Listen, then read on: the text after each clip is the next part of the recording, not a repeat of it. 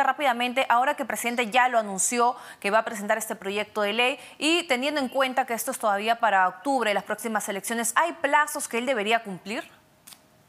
Bueno, el proyecto, él tiene la iniciativa de reforma constitucional porque es el proyecto que presentaría es un proyecto para cambiar la Constitución, porque el mecanismo de consulta al pueblo de si quiere o no una nueva Constitución no está en la Constitución todavía. Entonces él va a presentar este proyecto y le corresponderá al Congreso aprobarlo o desaprobarlo. Para aprobarlo tiene que hacerlo por dos mecanismos alternativos. En una legislatura con por lo menos 66 votos más un referéndum ratificatorio, o en dos legislaturas ordinarias sucesivas con por lo menos 87 votos. Para que llegue a tiempo a octubre tendría que ser con el primer mecanismo, con 66 votos por lo menos del Congreso y un referéndum en el cual se ratifique este proyecto de reforma constitucional que sería, si es que es aprobado por el Congreso. En realidad, como lo ha dicho el presidente, todo está en manos del Congreso. Él no puede imponer, ni ha dicho que lo va a hacer, esa consulta. Si el Congreso aprueba por el mecanismo del artículo 206 esta ley de reforma, se hace la consulta. Si no la aprueba, no sea así. Y creo que eso es muy importante tenerlo presente. Sí, exacto. Porque ha habido reacciones estridentes. Doctor? Adelante. Sí, ¿qué pasa, doctor, si el Congreso se niega y no acepta este proyecto de ley que está presentando y promoviendo el presidente Pedro Castillo? ¿Qué alternativas le dejan al jefe de Estado? No, en realidad no es que le dejen alternativas, sino que es el curso normal de cualquier proyecto de ley. Los proyectos de ley se aprueban o no se aprueban. Si se aprueba, pasa lo que le dije, lo que narré hace un instante. Y si no se aprueba, se archiva. Y eso es todo. Ya, pero justamente para que finalmente se apruebe, es lo que usted menciona, los 66 votos más un referéndum, entonces, como menciona y repite, todo está en manos de los congresistas en realidad. Exactamente. Entonces, el presidente tendría, ¿cuál sería la fecha máxima? ¿Esto demora en realidad o es muy rápido, muy sencillo? Bueno, durante el gobierno de Martín Vizcarra se hizo una reforma constitucional, en realidad 3 reformas constitucionales con referéndum, y esto duró más o menos 4 o 5 meses. Es decir, creo que plazo habría para que esto se apruebe antes de la consulta, antes de las elecciones, y esta consulta se incluye en las elecciones municipales o regionales de octubre. Pero repito, esto depende de que el Congreso lo apruebe. Si el Congreso decide no aprobarlo, pues no se realiza la consulta. Si el Congreso decide no aprobarlo, que de repente podría el gabinete Torres solicitar un voto de confianza, ¿esto es válido? Ya no. Yo creo que la Constitución se lo permite, pero hay una ley que ha aprobado el Congreso estableciendo que no se puede hacer cuestión de confianza respecto de proyecto de reforma constitucional. Y como esa ley ya ha sido, en opinión del Tribunal Constitucional, ha sido validada por el Tribunal Constitucional, pues ya se presume constitucional y es obligatoria.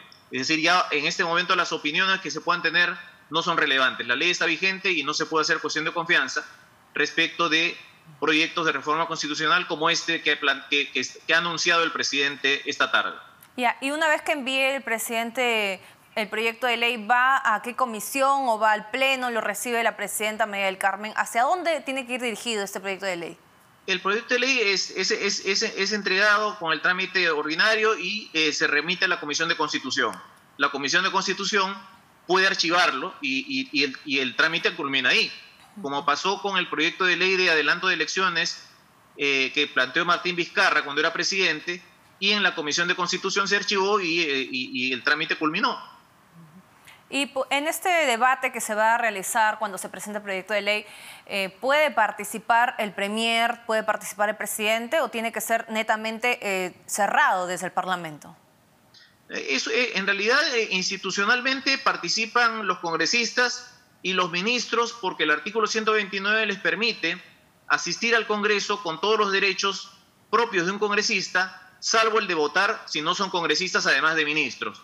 Y cualquier persona, usted, el presidente, los miembros de los diferentes sectores de la población pueden opinar y expresar sus posiciones. En eso consiste la democracia. Y para justamente este debate, ¿hay un límite de ministros? ¿Hay específicamente algunas carteras que tendrían que participar o es también de manera libre?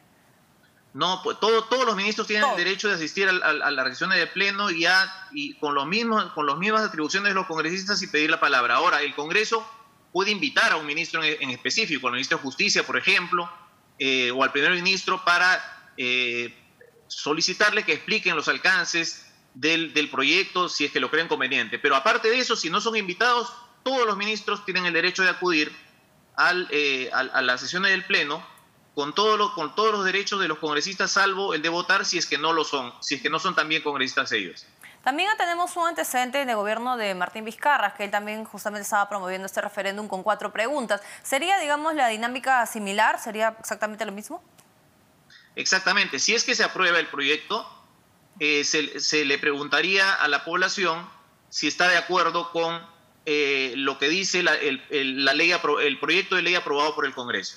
Por ejemplo, se le preguntaría, ¿está de acuerdo con el proyecto de ley aprobado por el Congreso que establece que se le consulte al pueblo si quiere una nueva constitución o no? Entonces la gente dirá sí o no, y si dice sí mayoritariamente, entonces la consulta recién se puede realizar. Si la gente dice no, no se realiza, se archiva el proyecto. Mencionó también que esto demoraría un aproximado de 5 meses y es justo lo que hay de ahora hasta las próximas elecciones regionales y municipales, que son el 2 de octubre. En todo caso, el Congreso tendría la obligación de darle la prioridad a este proyecto que está presentando el presidente, o ellos pueden manejar su agenda como mejor les convenga. El gobierno parlamentario es una atribución del Congreso y dentro de ese gobierno parlamentario está el manejo de la agenda. Pero tiene un límite que está en el artículo 105 de la Constitución. Si el presidente presenta el proyecto con la indicación de urgencia, el Congreso tiene que darle prioridad frente a cualquier otra actividad que esté realizando. No se sabe en este momento, porque no se ha presentado el proyecto, si el presidente va a presentarlo con esta indicación de urgencia, invocando el artículo 105 de la Constitución. Bien, doctor, entonces muchas gracias por habernos explicado justamente lo que anunció hoy el presidente Pedro Castillo acerca de presentar este referéndum ante el Congreso de la República a través de un proyecto de ley. De esta manera, preguntarle al pueblo peruano si está de acuerdo o no con realizar una nueva constitución. Conversamos con el abogado constitucionalista Omar Cairo. Y ahora vamos a comentarles la siguiente nota, que es acerca de lo que ha mencionado también el jefe de Estado, que es lo que ha mencionado el presidente Pedro Castillo, es que